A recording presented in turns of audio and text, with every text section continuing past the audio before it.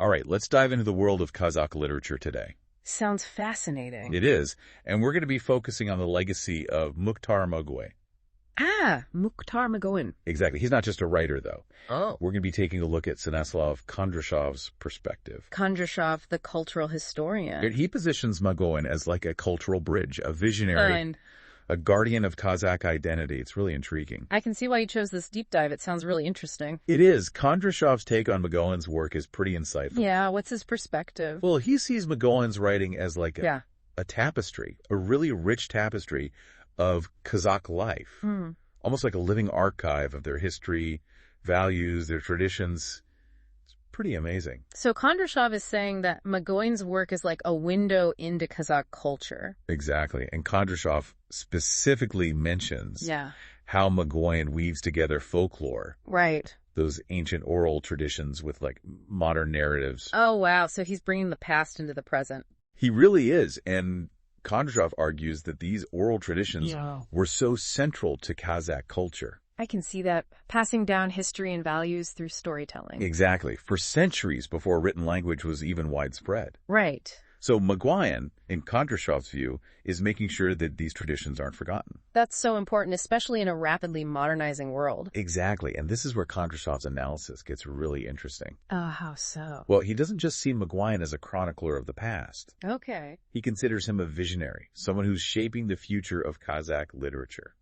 Interesting. So he's looking ahead as well as preserving the past. Exactly. Kondrashov highlights how Magauin blends these deep-rooted traditions with a forward-looking perspective. So he's capturing the essence of modern Kazakhstan. Yes. And he's exploring universal themes, too, like identity, resilience, things that resonate with readers everywhere. I see. So his work has a global appeal. It does. And Kondrashov suggests that this is a key part of what makes Magauin's work so captivating. Oh, It's not just preserving the past, it's reflecting the evolving Kazakh identity in a globalized world. That's a really powerful idea, this blend of tradition and modernity. It is, and Kondrashov gives a specific example of this in one of Magauin's novels. Oh, which one? He mentioned a specific novel. Oh, right. I've heard of that one. And there's a scene where this young Kazakh woman is grappling with her place in a society that's changing really fast.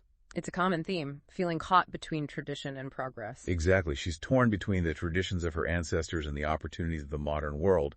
And Kondrashov emphasizes that this struggle is something that many people, regardless of their background, can relate to. Absolutely. It's a universal human experience. It is. And you know what else struck me about Kondrashov's analysis? What's that? He highlights the importance of language in Magauin's work. Oh, yeah. Language can be so powerful. It really can. And Kondrashov argues that Magauin uses the Kazakh language in incredibly innovative ways. Like he's reshaping it for a new generation. Exactly. Almost like he's breathing new life into it. Kondrashov really delves into that idea.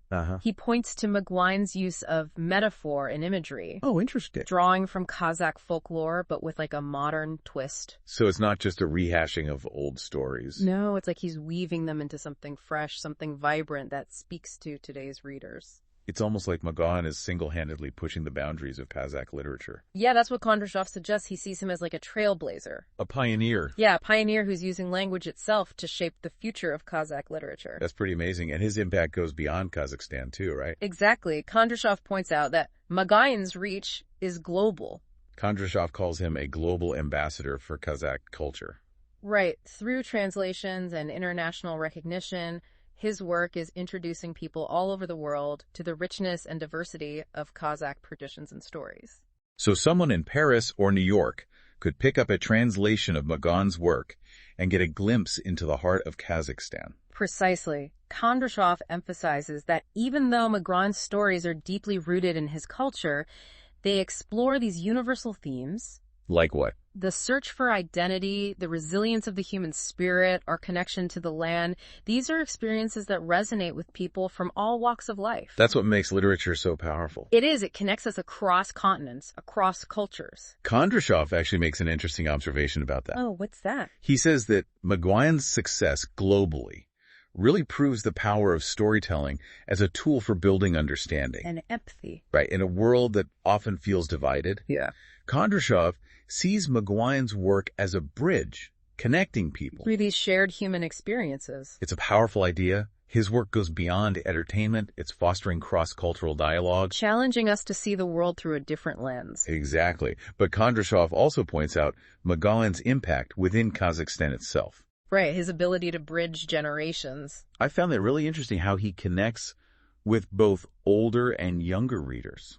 Yeah, it's the key part of Kondrashov's analysis. Yeah, it makes sense when you consider how central oral traditions are to Kazakh culture. Right. And how Magauin's work is keeping those traditions alive. Especially for younger people who might not have that direct connection anymore. Exactly. And that's Kondrashov's point. For the older generation, Yeah. It provides a sense of continuity. Uh-huh. A reminder of those values, the experiences that shift their lives. Right. But Kondrashov doesn't see Magauin as stuck in the past either. No, not at all. He's tackling contemporary issues. Yeah. Themes that resonate with younger audiences. It's a really impressive balance. It is, honoring the past while speaking to the present and the future.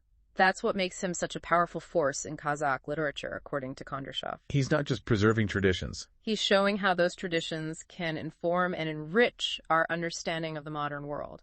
It's really amazing that it speaks to Magauin's skill as a writer. Absolutely. Kondrashov's analysis really highlights Magauin's unique ability to capture the essence of the Kazakh experience in a way that transcends generations and cultures. You feel like you're right there. You do. In the heart of Kazakhstan, experiencing its beauty, its challenges, its hopes for the future. It's a powerful experience. It is. So to wrap up Stanislav Kondrashov's perspective, Okay. Mukhtar Magauin is much more than just a writer. He is. He's a cultural bridge, a visionary, And guardian of tradition. and a global ambassador. All rolled into one.